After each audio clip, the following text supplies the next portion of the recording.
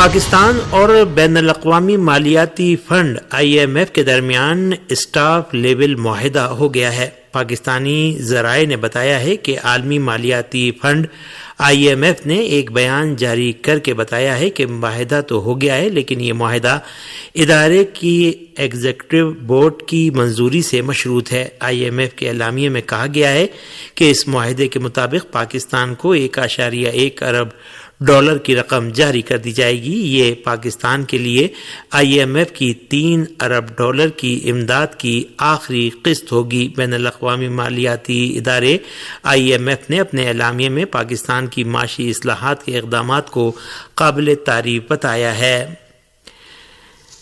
Tehran میں پاکستان کے سفیر کی طرف سے نوروز کی مبارکباد پیش کی گئی ہے۔ تہران میں پاکستان کے سفیر محمد مدثر ٹیپو نے عید نوروز کی مناسبت سے ایرانی قوم کو مبارکباد پیش کی۔ ارنا کی رپورٹ کے مطابق تہران میں متعین پاکستان کے سفیر محمد مدثر ٹیپو نے نوروز اور نئے ہجری شمسی سال کی آمد پر ایرانی قوم کو مبارکباد دی ہے۔ پاکستانی سفیر نے یہ مبارکباد ایک ویڈیو پیغام کے ذریعے دی ہے۔ پاکستان کی سیکورٹی فورسز نے کالعدم بلوچ لبریشن آرمی BLA کے دہشت گردوں کی گوادر پورٹ اتھارٹی کمپلیکس پر حملے کی کوشش ناکام بناتے ہوئے تمام 7 دہشت گردوں کو ہلاک کر دیا۔ کمشنر مکران سعید احمد عمرانی نے میڈیا سے گفتگو کرتے ہوئے بتایا کہ حملے میں متعدد دھماکوں کی بھی اطلاع ملی تھی۔ انہوں نے مزید کہا کہ مجرموں کے خلاف کلیئرنس آپریشن کیا گیا۔ Senior superintendent police SSP Gwadar captain retired Zohaib Mohsin نے ابتدائی طور پر بتایا کہ 8 مسلح حملہ آوروں کو گولی مار کر ہلاک کیا گیا، لیکن بعد میں ہلاک ملزمان کی تعداد 7 بتائی گئی۔ انہوں نے کہا کہ فائرنگ مکمل طور پر رک گئی ہے۔ اس واقعے کے بعد قانون نافذ کرنے والے اداروں نے علاقے کو گھیرے میں لے لیا، جس کے بعد سیکورٹی فورسز اور ملزمان میں فائرنگ کا تبادلہ ہوا، جبکہ پولیس اور قانون نافذ کرنے والے اداروں کی بھاری نفری اس وقت بھی جائے وقوع پر موجود ہے۔ ہندوستان میں الیکشن کمیشن نے پارلیمانی انتخابات کے پہلے مرحلے کا نوٹیفیکیشن جاری کر دیا۔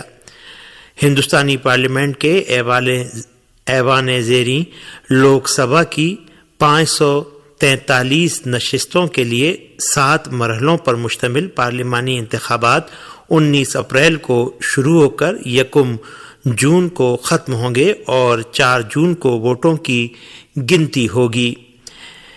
بدھ کو ہندوستانی انتخابی کمیشن نے پہلے مرحلے کا نوٹیفیکیشن جاری کر دیا، جس میں پارلیمنٹ کے ایوان زیریں لوک سبھا کی 102 نشستوں کے لیے 17 ریاستوں اور مرکز کے زیر انتظام 4 علاقوں میں ووٹ ڈالے جائیں گے۔ الیکشن کمیشن کے نوٹیفیکیشن کے مطابق پارلیمانی انتخابات کے پہلے مرحلے میں 19 اپریل کو ہندوستان کی مختلف ریاستوں میں پولنگ ہوگی۔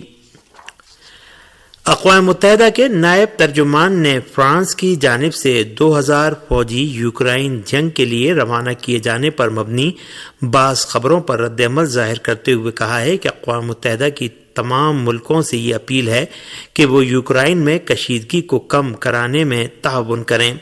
اقوام متحدہ کے نائب ترجمان فرحان حق نے یوکرائن جنگ میں شرکت کے لیے 2000 فوجیوں کو یوکرائن بھیجے جانے پر مبنی میڈیا رپورٹوں پر رد عمل ظاہر کرتے ہوئے کہا کہ اقوام متحدہ تمام ملکوں سے یہ اپیل کرتا ہے کہ وہ یوکرائن میں کشیدگی کم کرنے کے لیے بھرپور کوششیں کریں۔ فرحان حق نے کہا کہ ہم اس خبر کی تصدیق نہیں کر سکتے، اس لیے کہ اس کے بارے میں ہمیں کوئی خاص اظہار نظر نہیں کرنا ہے۔ البتہ ہم نے تمام ملکوں سے اپیل کی ہے کہ وہ جس حد تک ممکن ہو سکے یوکرائن میں کشیدگی میں کمی لانے میں تعاون کریں۔ دریں اثنا اٹلی کے وزیر اعظم جارجیا میلونی نے خبردار کیا ہے کہ نیٹو فوج کو یوکرائن روانہ کیے جانے سے کشیدگی میں مزید اضافہ ہوگا اور سب کو مل کر اس کی روک تھام کرنی چاہیے۔ دو امریکی جرنیلوں نے افغانستان میں واشنگٹن کی اسٹریٹجک شکست اور کمزوریوں کا اعتراف کرتے ہوئے بائیڈن انتظامیہ کی وزارت خارجہ کو اس ملک سے انتہائی افراتفری کے ساتھ نکلنے کا ذمہ دار قرار دیا ہے۔ امریکہ کے جوائنٹ چیف آف اسٹاف کے سابق سربراہ جنرل مارک میلی اور امریکی سینٹرل کمانڈ سینٹ کام کے سابق سربراہ جنرل فرینک مکینزی نے کہ جن کے دور میں افغانستان سے امریکی فوج کا انخلا ہوا تھا، منگل کو امریکی ایوان نمائندگان کی خارجہ امور کی کمیٹی اور قانون سازوں کے سوالات کے جوابات دیے۔ میلی نے کہا کہ ہم نے فوج میں رہ کر 20 سال کے بعد افغانستان میں ایک فوج اور ایک حکومت بنانے میں مدد کی، لیکن ہم ایک قوم نہیں بنا سکے۔ دشمن نے کابل پر قبضہ کر لیا اور حکومت گر گئی، اور جس فوج کو ہم نے 2 دہائیوں تک سپورٹ کیا تھا وہ ختم ہو گئی۔ یہ ایک اسٹریٹجک ناکامی تھی۔ 21 اگست 2021 میں جب طالبان کابل میں داخل ہوئے تو امریکی فوج وہاں سے فرار۔ غزہ پر غاصب صہیونی فوجیوں کے وحشیانہ حملے بدستور جاری ہیں۔ غزہ کے مختلف علاقوں پر صہیونی حکومت کے حملوں میں 41 فلسطینی شہید ہو گئے۔ ان میں سے 23 افراد غزہ میں امداد کی تقسیم کی ذمہ دار کمیٹیوں کو نشانہ بنانے کے نتیجے میں شہید ہوئے۔